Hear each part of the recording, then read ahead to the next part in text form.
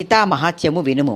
భూదేవి శ్రీ మహావిష్ణువు చెంతకేగి, పరమేశ్వర, ప్రారబ్ధకర్మ అనుభవించే వారికి పరమాత్మయందు భక్తి ఏ విధముగా కలుగుతుందో చెప్పు అని అడిగింది.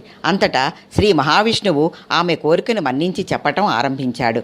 విష్ణువు చెప్పాడు, దేవి, ప్రారబ్ధకర్మలు అనుభవించేవారైనప్పటికీ ఎల్లప్పుడూ గీతను చదవటం, అభ్యాసం చేస్తూ ఉండటం చేసేవారు అన్ని కర్మబంధాల నుండి తప్పించుకొని సుఖంగా ఉంటారు.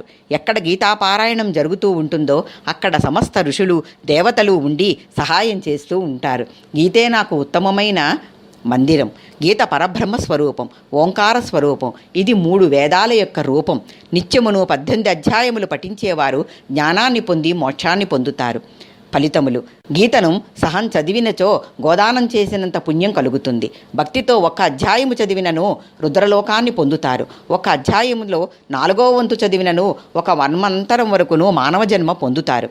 గీతలో కనీసం అర్ధ శ్లోకం చదివినను చంద్రలోకాన్ని పొంది అక్కడ 10,000 సంవత్సరాలు ఉంటారు. గీతను స్మరించినట్లయితే సద్గతి దొరుకుతుంది. గీతను వినుట వలన వైకుంఠాన్ని పొందుతారు. ఈ మహత్యంతో కూడిన గీతాపాఠనం చేసేవాడు నేను చెప్పిన ఫలితాలన్నింటినీ పొందుతాడు అని విష్ణు భగవానుడు ఈ గీతామహాత్యాన్ని చెప్పి ఉన్నాడు. ఇది శ్రీమద్ కోదండ రామార్పణమస్తు. హరి ఓం.